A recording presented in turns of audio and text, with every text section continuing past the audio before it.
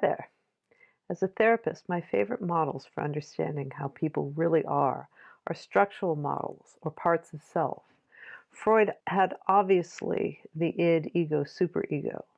Jung has the archetypes, and here is my favorite parts model. The way we are, how states of mind influence our identities, personality, and potential for change, which is a combination serious neuroscientific study, historical investigation, and spiritual meditation.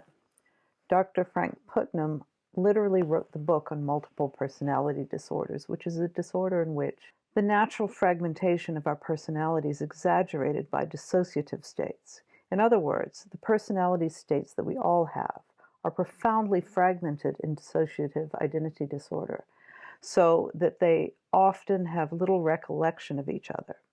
By studying dissociative identity disorder and dissociation itself, Dr. Putnam was able to see much more clearly the natural fragmentation of self, or states that we all have, and that we all vacillate between, and who interact with each other. The neuroscience in this book is astounding. It is a scientific model which basically shows how neurochemicals and structures in the brain work to produce interactive parts of self. And this is a powerful approach that uses different types of brain imaging to produce a model that proves the existence of multiple states of being in the brain. This is an inorganic intellectual approach that reflects most of how neuroscience and actually all of science is presented.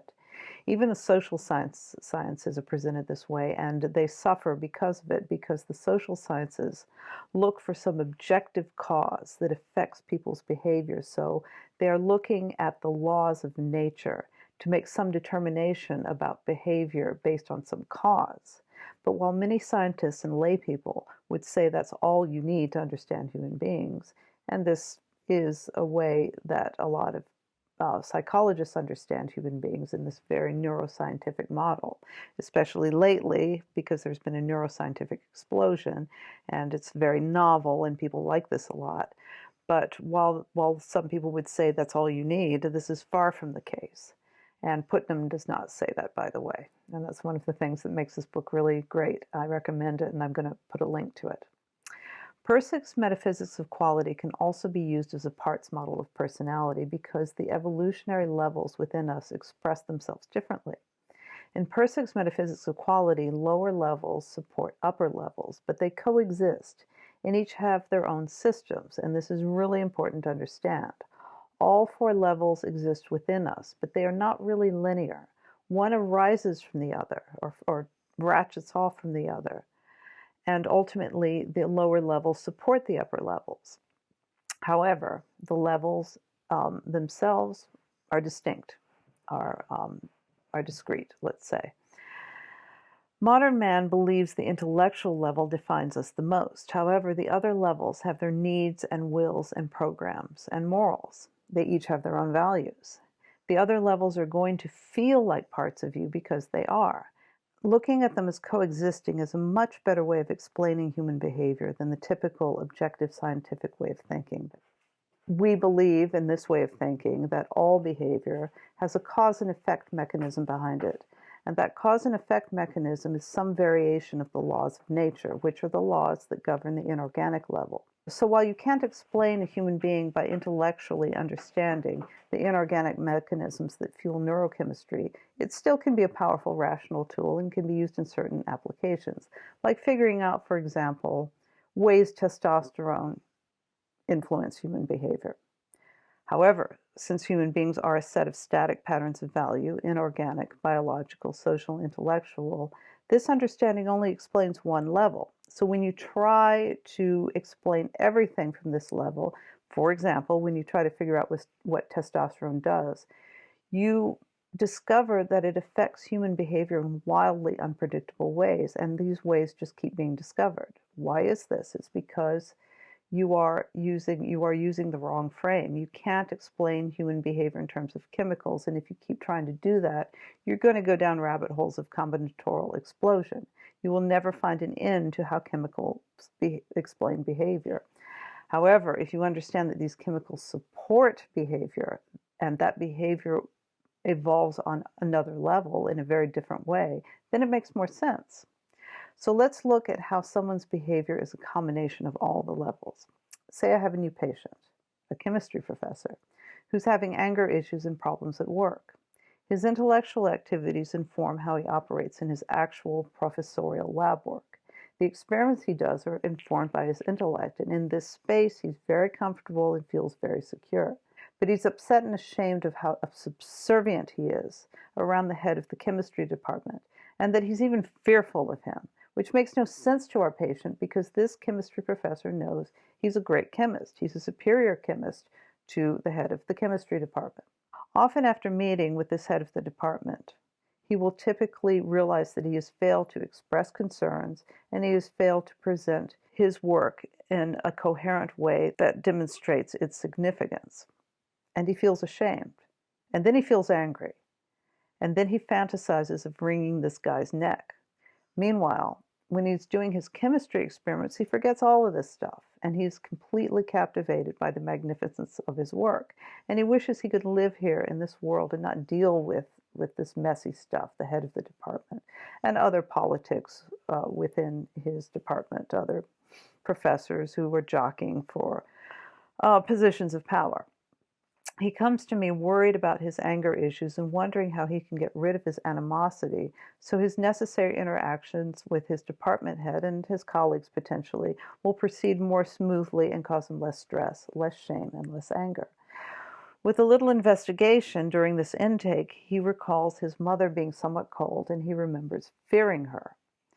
I tell him that his subservience is a natural pattern of value at the social level, and we all have this subservience because we defer to our superiors. And the subservience is supported by neurochemistry. It's not caused by us, but it's supported by the biological hierarchy, which is fueled by serotonin the higher you are in the hierarchy. And the lower you are, the less serotonin and the more upset, fearful, and angry you're inclined to feel. His rage at his own subservience is a biological reaction to the perception of injustice. And intellectually, he values justice, and that value is in conflict with his social status, which of course is below the head of the department. And being below the head of the department naturally causes this subservience because subservience to one's superiors is a social value that we share in our mythos. I point out that intellectually he feels he shouldn't feel this way and beats himself up for being so childish. I also suggest to him that the social level and the biological level interact and mirrors his withholding and fearsome early experience of his mother, and that interactions with authority figures might trigger this fear as the two levels interact with each other and create this complex. So let's give this poor chemistry professor a treatment plan based on Persig's levels. So the presenting problem: anger issues and self-recrimination oriented around his relationship with his boss. Also a desire to escape to the intellectual world of his scientific work. We need to help the professor to reframe his understanding of himself in terms of the levels, and I would prompt him first to read Lila and get a sense of this, and then we can work together to discuss ways the levels are presented and how he can envision these levels as parts of his own self. He has a very high IQ, so he should be able to understand this easily after maybe just one reading. He certainly will understand it faster than I did. And I would emphasize to him that each level has its own agenda. It's almost like different people living inside of oneself. Certainly he knows about Freud's structural model, and I would point out that the id is his biological level, the ego is his intellectual, and the superego is his social level. Where he is getting hung up is the social level, because with the scientific way of thinking that he is accustomed to, this level is always explained away, or almost always, and he is going to have to take a leap of faith with me in acknowledging that this level is just as important and significant as the levels, his intellectual level, and as the inorganic and biological levels that he studies in his work. So he may try to explain it away himself. But I would encourage him to just have some faith and act as if what I'm saying is true. And maybe by reading Lila, that will encourage him to see the social level as something of equal significance to all the others. Now, once we've set up these levels, we'll explore each one, and this might take a few sessions to get a hold of, but it helps to, let's do some parts work with him. Let's help him separate the impulses of these levels into different personalities, as you do with parts work. So our first intervention would be some parts work with him to help him envision these parts of self. But he could draw these parts out if he has artistic ability, or alternately write a narrative for each part. And again, there's going to be more than just these three, because the parts also interact and create their own complexes, as I explained previously. And the more he knows them, the less they will haunt him, and the more he can respect their needs. Now let's look at some specific interventions using the levels. The inorganic level will be one that he kind of relates to as a chemistry professor. So he might, when he's thinking about his brain, he might think about the neurochemistry and the electrical impulses and that control this neurochemistry. But I would ask him to probably pull back from this and pull back from allowing his intellect to get too involved in the inorganic level, in the neurochemistry and all, and not overemphasize its importance. And this may be the hardest reframe for him. On the biological level, I would make sure he's getting enough exercise, has a good diet, so that this level is in the best possible shape, and dysfunctional biological signals are less likely to be influencing his mood. Because he has anger issues, things like real aerobic exercise and weight training can help with this if he's if he's capable of doing this. Some exercise at least, and some fresh air, some light. The biological level needs support in expressing this naturally emerging anger in a healthy way. Freud was right when he said that the id has this energy that needs to be discharged, and he should not be discouraged from expressing this anger. Instead, in therapy, venting with an attuned therapist who mirrors and validates him can give him the inner security that he may be lacking due to the misattunement in infancy and early childhood by his mother. This process may be long-term, depending on how much damage. And this does some biological repair in which the brain adjusts to a more secure environment and is less likely to go into primitive fight or flight mode once that internal security is kind of instilled. And it does get instilled at a biological level. On a social level, the relationship with the therapist mirrors the first social experience, that of the attuned parent. Part of the attunement would be to mirror back to him what he's saying in my own words until he feels he's really being heard. This is the essence of good communication and has implications way beyond therapy. Additionally, we could work on ways for him to communicate with his boss, maybe using this model, and assert himself, as social hierarchies are not always completely rigid, especially in Western society. However, if his boss is guarding his position in an unreasonable way, if this head of the department is trapped by his ego and won't engage the significant intellectual dynamism of our chemistry professor, if this dynamism is threatening to him, then he might miss an opportunity to develop his department and allow it to evolve. And that's a pity. So we may need to help our chemistry professor to enter the intellectual realm in order to mitigate the frustration of this egoically trapped department head, should this be the case. In the intellectual realm, if there's nothing to do about the boss, we should focus on a personal philosophy to not only handle the job situation, but to put himself in context with the universe as an expression of the cosmos he so respects. It is here in the high country, hovering at the top of the intellectual level, that he can go when he needs the universe to align in harmony with his being, so that the concerns of the lower levels can be seen as what they are, not of ultimate importance.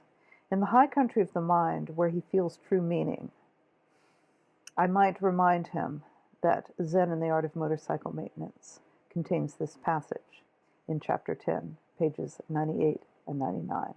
In the temple of science there are many mansions, and various indeed are they that dwell therein, and the motives that have led them there. And then I would paraphrase the majority of this quote, that some go into science for personal intellectual glory, others for utilitarian purposes, to solve a problem.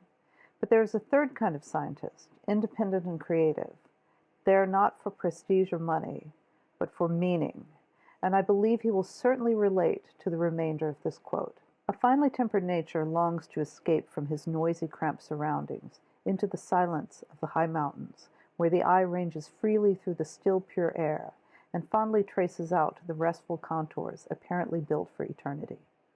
The state of mind which enables a man to do work of this kind is akin to that of the religious worshipper or lover. The daily effort comes from no deliberate intention or program, but straight from the heart. Which is, of course, a quote from Albert Einstein through Persic. So I hope that made sense, and I will see you next time.